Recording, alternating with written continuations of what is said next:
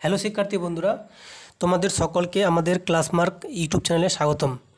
দেখো, আমরা এর আগের ক্লাসে ইভিএস থেকে যেগুলো প্রশ্ন করেছিলাম সেখানে আমরা দুটো হোমওয়ার্ক দিয়েছিলাম, 21 এবং 22। তো তোমরা যারা আগের ক্লাসটা দেখোনি তারা অবশ্যই সেই ক্লাসটা দেখে নাও, এবং ওখানকার যে দুটো হোমওয়ার্কের আনসার ছিল সেটা আমি আজকে বলে দিচ্ছি। দেখো, তো যে প্রশ্ন ছিল নাম্বার 21, বলেছিল সাইলেন্ট ভ্যালি আন্দোলন কোথায় হয়। এটা কিন্তু খুবই ইম্পর্টেন্ট প্রশ্ন ছিল একটা। ঠিক আছে, যারা যারা আনসার করেছো তাদেরকে সবাইকে ধন্যবাদ, আর যারা করোনি তারা এখন দেখে নাও আনসারটা।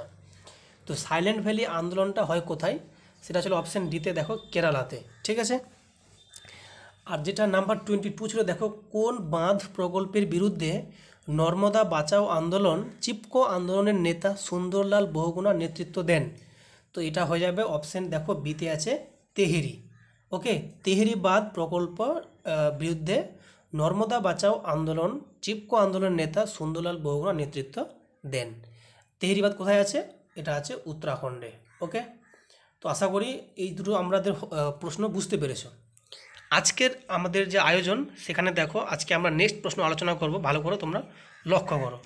দেখো কী লেখা আছে, প্রথম প্রশ্ন আমাদের দেখো 23 লেখা আছে, ভালো করে দেখো। বলেছে প্রতি 1000 মেগাওয়াট বিদ্যুৎ উৎপাদনের জন্য প্রতি বছর পারমাণবিক বিদ্যুৎ উৎপাদন কেন্দ্রে CO2 উৎপাদনের পরিমাণ। ঠিক আছে, খুবই ইম্পর্টেন্ট প্রশ্ন। কি বলছে? প্রতি 1000 মেগাওয়াট বিদ্যুৎ উৎপাদনের জন্য প্রতি বছর, বুঝতে পারছো, পারমাণবিক বিদ্যুৎ উৎপাদন কেন্দ্রে CO2 এর কতটা পরিমাণ উৎপন্ন হচ্ছে। তো এটার যেটা সঠিক উত্তর হয়ে যাবে, দেখো অপশান এতে আছে 2,30,000 টন। খুবই গুরুত্বপূর্ণ প্রশ্ন, ভালো করে মনে রাখবে। তাহলে CO2-র পরিমাণ কত প্রতি বছরে? 2,30,000 টন। ওকে, নেক্সট 24 কেজে দেখো, সাধারণভাবে ভূমি ও জল নিয়ে বাস্তুতন্ত্রের পরিবেশ গঠিত হয়, সেটি কি জৈব, অজৈব নাকি কোনোটিই নয়? তো দেখো এখানে যেটা সঠিক উত্তর হয়ে যাবে আমাদের অজৈব। ঠিক আছে, ভূমি এবং জল যখন বলছে তো আশা করি, দেখো ভূমি মানে কি, এখানে কোনো জীবের কথা বলছে না নিশ্চয়ই, জল মানে কিন্তু কোনো জীবের কথা বলছে না, তাই গিয়ে এটা অজৈব, মানে কি জীব নয়, অজৈব মানে জীব নয়। ঠিক আছে, অজৈব। ওকে, দেখো 25 কী লেখা আছে, পৃথিবীতে সকল শক্তির মূল উৎস হলো, একদম শিশুদের প্রশ্ন, তোমরা সবাই জানো যে সকল শক্তির মূল উৎস কি, সেটা হয় আমাদের সূর্য। অপশান সিতে আছে সূর্য। ক্লিয়ার? কারণ আমরা ছোটোবেলায় এটা পড়েছি, সবাই জানি।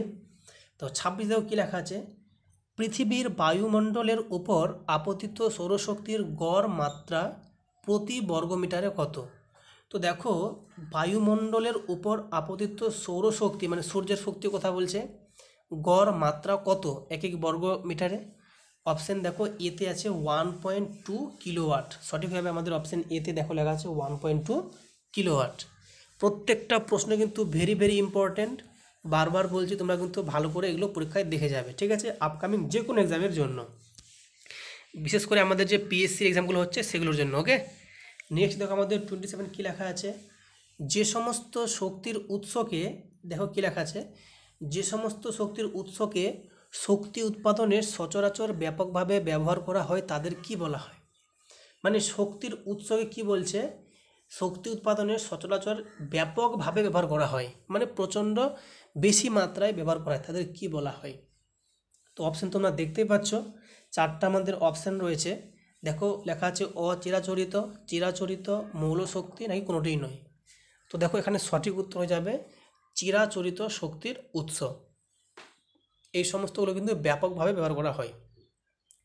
চিরাচরিত মানেই হচ্ছে কি বলতো, যেটা এখন বর্তমানে চলছে, বেশি যার প্রচলন আছে।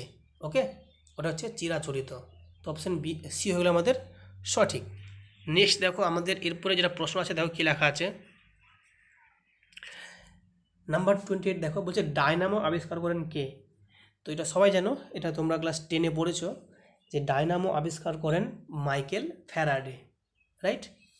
দেখো নেক্সট যেটা বলেছে 29 নম্বরে, বলছে ইউফোরবিয়াসি অ্যাপোসাইনেসি গোষ্ঠীভুক্ত কিছু উদ্ভিদের ক্ষীর রস, বা যাকে আমরা বলি ল্যাটেক্স, ঠিক আছে, পরিশোধনের মাধ্যমে পেট্রোল, গ্যাস, নেপথালিন, কেরোসিন উৎপাদন করা সম্ভব।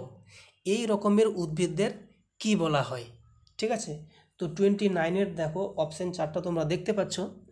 তো এখানে সঠিক যেটা উত্তর হয়ে যাবে আমাদের অপশান এতে আছে পেট্রো প্ল্যান্টস। কেন বলছে দেখো, ভালো করে দেখো, এই যে বলেছে ইউ4বিওসি, ঠিক আছে, অ্যাপোসাইনেসি, এই সমস্ত গোষ্ঠীভুক্ত যে উদ্ভিদগুলো আছে সেই সমস্ত উদ্ভিদের যে ক্ষীর রস বা যেটাকে ল্যাটেক্স বলছি, যেমন বুঝতে পারছো যেমন বট গাছে আছে ল্যাটেক্স বা ক্ষীর রস যেটাকে আমরা বলি, ঠিক আছে, তরু ক্ষীর বলি। তো বলছে এগুলো পরিশোধনের মাধ্যমে কি না পেট্রোল, গ্যাস, নেপথালিন, কেরোসিন সবগুলো কিন্তু উৎপাদন করা সম্ভব হচ্ছে। তাহলে এই ধরনের উদ্ভিদদের কী বলা হচ্ছে? Petro plants. মানে পেট্রো কথাটা এসছে ওই যে বুঝতে পারছো খনিজ যেরকম তেল পাওয়া যাচ্ছে সেরকম তেল, তাই এদের নাম হচ্ছে পেট্রো প্ল্যান্টস। প্রচণ্ড ইম্পর্টেন্ট, ভালো করে মনে রাখবে। দেখো নেক্সট আমাদের প্রশ্ন আছে 30 নাম্বার। দেখো অপেক বলছে, অপেকের, ঠিক আছে, কি বলেছে, পূর্ণ নাম কি বা পূর্ণ রূপ কি? Opaque, OPEC। তো তোমরা চেষ্টা করো, দেখো 4টা আমাদের অপশান রয়েছে। তো দেখো এখানে যেটা সঠিক উত্তর হয়ে যাবে আমাদের বি অপশান আছে। দেখো কি লেখা আছে, ও হচ্ছে কি বলতো, ও ফর অর্গানাইজেশন, ঠিক আছে, অফ দ্য, দেখো পি ফর কি, দেখো তো P for petroleum, E for, ঠিক আছে, exporting, and C for countries. এটা হচ্ছে ওপেক। তাহলে কি হলো? Organization of the petroleum exporting countries.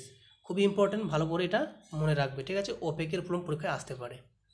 Next দেখো 31 কী লেখা আছে, দেখো বলছে প্যারাফিন যুক্ত পেট্রোলিয়ামে প্রচুর পরিমাণে যে রাসায়নিক উপস্থিত থাকে। তো প্যারাফিন মানে বুঝতে পারছো এটা আমাদের এক প্রকার হাইড্রোকার্বন, রাইট? তো সেই হাইড্রোকার্বনে, ঠিক আছে, প্যারাফিনযুক্ত যে পেট্রোলিয়াম আছে সে প্রচুর পরিমাণে যেটা থাকে সেটা কি অপশান, দেখো 3টি অপশান রয়েছে। তো এটা যেটা সঠিক উত্তর হয়ে যাবে, দেখো ভালো করে বিতে দেখো লেখা আছে মিথেন। এটা কিন্তু সবচেয়ে বেশি মাত্রায় থাকে পেট্রোলিয়ামে, ঠিক আছে। দেখো নেক্সট 32 কী বলেছে, ভালো করে কোশ্চেনটা পড়ো। বলেছে গবাদি পশুর মলের জৈব রাসায়নিক বিক্রিয়া ঘটানো হয় যে ব্যাকটেরিয়ার সাহায্যে, সেটি হলো দেখো এনিরোবিক, মিথানোজেনিক এবং অ্যাসিটোজেনিক। তো গবাদি পশু মানে বুঝতে পারছো যেগুলো আমরা বাড়িতে পুষি, যেমন গরু, ছাগল যে আছে, ঠিক আছে, মোষ। তো এদের মল যে আছে, গোবর যে আছে, সেই গোবরে, ঠিক আছে, যে বিক্রিয়া ঘটানো হয়, রাসায়নিক বিক্রিয়া ঘটানো হয়, তো ওখানে কোন ব্যাকটেরিয়া সাহায্য করে? তো এখানে যেটা সঠিক হবে আমাদের অপশান ইতাই, দেখো লেখা আছে এনিরোবিক ব্যাকটেরিয়া। ওকে, এটা হচ্ছে এক প্রকার অবায়ুজীবী, ঠিক আছে, বা আমরা একে বলছি, ঠিক আছে, এনিরোবিক। ওকে, নেক্সট দেখো 33 কী আছে, দেখো বলছে লাদাখের, কী বলছে, দেখো লাদাখের কোন অঞ্চলে উষ্ণ প্রসবনকে কাজে লাগিয়ে ভূতাপীয় শক্তি উৎপাদন করা সম্ভব হচ্ছে? তো দেখো লাদাখ মানে বুঝতে পারছো জম্মু কাশ্মীরের উপরে রয়েছে লাদাখ, ঠিক আছে।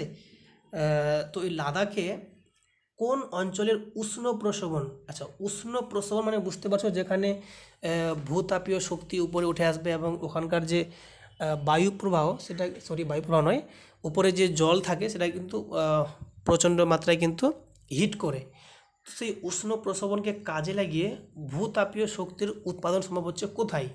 দেখো 3টে অপশান আছে, দেখো লে, তিয়াং, পুগা। খুবই ইম্পর্টেন্ট প্রশ্ন, তোমরা উত্তর দেওয়ার চেষ্টা করো। তো দেখো এটার সঠিক উত্তর হবে পুগা, ঠিক আছে। পুগাতে যেটা হচ্ছে লাদাখে আছে, এখানে কিন্তু উষ্ণ প্রস্রবণকে কাজে লাগিয়ে ভূতাপীয় শক্তির উৎপাদন করা সম্ভব হচ্ছে। আর তোমাদের যদি বলে আমাদের পশ্চিমবঙ্গের কোথায় আছে বলো দেখি উষ্ণ প্রস্রবণ, তার সবাই জানো এটা আমাদের আছে পশ্চিমবঙ্গের বীরভূমের বক্রেশ্বরে, তাই না? দেখো নেক্সট 34 কী আছে, পৃথিবীর যত গভীরে যাওয়া যায় উষ্ণতা ততই বাড়তে থাকে। উষ্ণতা বৃদ্ধির এই হারকে কি বলা হয়? দেখো 3টে অপশান আছে, ভূতাপীয় নতিমাত্রা, ভূতাপীয় বৃদ্ধিমাত্রা, নাকি ভূতাপীয় শক্তি বৃদ্ধি। পরীক্ষায় কিন্তু এরকম প্রশ্ন কিন্তু খুব আসছে, এখন দেখা যাচ্ছে। তো দেখো এটাকে সঠিক যেটা হবে আমাদের ভূতাপীয় নতিমাত্রা, ঠিক আছে। নতি মানে বুঝতে পারছি এটা আমরা কি বলি, স্লোপ বলি, তাই না? তাহলে এই যে পৃথিবীর যত গভীরে যাচ্ছ পৃথিবীর কিন্তু তাপমাত্রা বাড়ছে, এই তাপমাত্রা বৃদ্ধির যে হার সেটাকে বলছে ভূতাপীয় নতিমাত্রা। অপশান ই হচ্ছে আমাদের সঠিক। দেখো 35 কী আছে, দেখো সূর্যের তাপশক্তি সংগ্রহ করে ধরে রাখার জন্য তৈরি বিশেষ ধরনের কৃত্রিম জলাশয়কে কি বলা হয়? মানে সূর্যের যে তাপশক্তি আসছে সেই তাপটাকে ধরে রাখার জন্য, ঠিক আছে, ধরে রাখার জন্য বিশেষ ধরনের কৃত্রিম জলাশয়, ঠিক আছে, আর্টিফিশিয়াল ম্যানমেড যে জলাশয়টা আছে তাকে কি বলা হয়? দেখো 3টে অপশন আছে, সৌর পুকুর, সৌর হ্রদ, নাকি সৌর দিঘি। তো তো দেখো এখানে সঠিক উত্তর হবে আমাদের অপশান দেখো এতে আছে সৌর পুকুর। আশা করি বুঝতে পারছো। তো তোমাদের যদি ক্লাসগুলো এরকম ভালো লাগে তোমরা অবশ্যই কিন্তু ক্লাসটাকে আমাদের লাইক করবে এবং বেশি করে কমেন্ট করবে, তাহলে আমরা কিন্তু আরও বেশি উৎসাহ পাবো এরকম ভালো ভালো প্রশ্ন নিয়ে আমাদের ক্লাসগুলো কন্ডাক্ট করার। ঠিক আছে, দেখো নেক্সট আমাদের 36 কী আছে দেখো।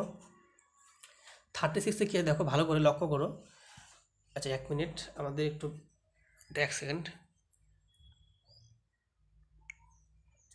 আচ্ছা 1 মিনিট, আমাদের ভিডিওটা 1 সেকেন্ড।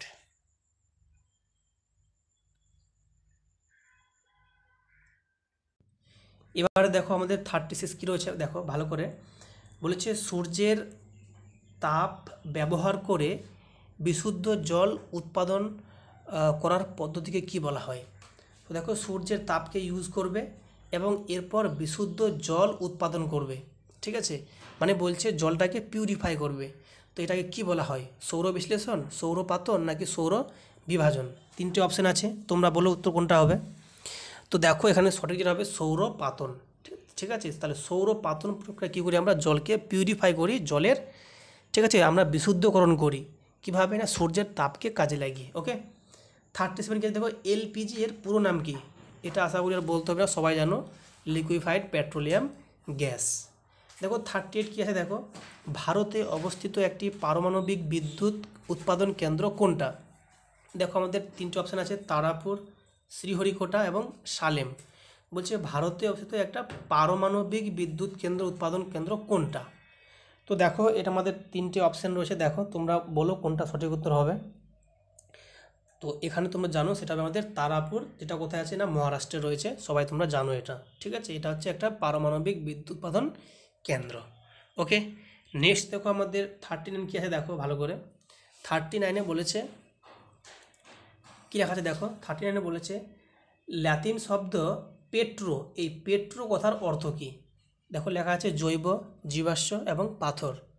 তো দেখো 3টে অপশান আছে, সঠিক কোনটায় বলো তোমরা। সঠিক ওইভাবে আমাদের অপশান দেখো সিতে লেখা আছে পাথর। ওকে, তাহলে আমরা পেয়ে গেলাম পেট্রো কথার অর্থ পাথর। এটা খুবই ইম্পর্ট্যান্ট, ভালো করে এটা নোট করে রাখবে। ঠিক আছে, তাহলে পেট্রো কথার অর্থ হচ্ছে পাথর। দেখো নেক্সট 40 কী আছে দেখো, ল্যাটিন শব্দ ওলিয়াম, এই ওলিয়াম কথার অর্থ কী। তো দেখতে পাচ্ছ না আমাদের অপশান আছে 3টে অপশান আছে দেখো, জীবাশ্ম, খনিজ এবং তেল। তো এখানে যেটা সঠিক উত্তর হবে অপশান দেখো সিতে আছে তেল। দেখো ওলিয়াম কথাটা দেখো, ওলিয়ামের সঙ্গে কিন্তু ওয়েল কিন্তু একটা তুমি পাচ্ছ কিন্তু একটা ম্যাচ করতে, তাই না, তাহলে ওয়েল তেল। ঠিক আছে, তো এই ছিল আমাদের আজকের প্রশ্নগুলোর আলোচনা। ঠিক আছে, তোমাদের 41 এবং 42 আর 43 তোমাদের 3টে হোমওয়ার্ক দিচ্ছি, তোমরা এগুলো আনসার কমেন্টে জানাবে। ঠিক আছে, তো দেখে নাও প্রশ্নগুলো কী আছে। দেখো 41-এ বলেছে আগে তাপশক্তির একক হিসেবে ক্যালোরি ব্যবহৃত হতো, তবে আজকাল ব্যবহৃত হচ্ছে কোনটা। ঠিক আছে, এটা একটা প্রশ্ন। দেখো অপশানে আমাদের দেখতে পাচ্ছ 3টে আছে, হর্স পাওয়ার আছে, জুল আছে এবং সেলসিয়াস। তো এটা তোমরা কমেন্টে জানাবে। 42 দেখো সবচেয়ে নিম্নমানের কয়লা কোনটা, বিটুমিনাস, পিট নাকি লিগনাইট, যেটা হবে তোমরা কমেন্টে অবশ্যই জানাবে। ঠিক আছে, আর 43 কী আছে দেখো ভালো করে। 43 বলেছে যে নিচের যে কোনো একটি ভারতের তাপবিদ্যুৎ কেন্দ্রটি হলো কোনটা। দেখো অপশান আছে পাঞ্জাবের ভাকরা নাঙ্গাল, জম্মু কাশ্মীরের সালাল নাকি ওড়িশার তালচের। নিচের কোনটা ভারতের একটা তাপবিদ্যুৎ কেন্দ্র। তো এই ছিল আজকে আমাদের ইভিএস প্রশ্নের আলোচনা। তোমাদের ক্লাসটা কেমন লাগলো তোমরা অবশ্যই আমাদের কমেন্ট সেকশনে জানাবে। ঠিক আছে, যদি ক্লাসগুলো আমাদের ভালো লাগে এবং নিয়মিত এরকম ক্লাস পেতে চাও তাহলে অবশ্যই আমাদের চ্যানেলটিকে কিন্তু সাবস্ক্রাইব করবে। আর যারা চ্যানেলটিকে সাবস্ক্রাইব করে দিয়েছো তাদের অসংখ্য ধন্যবাদ। তো সবাইকে ধন্যবাদ ভিডিওটি দেখার জন্য।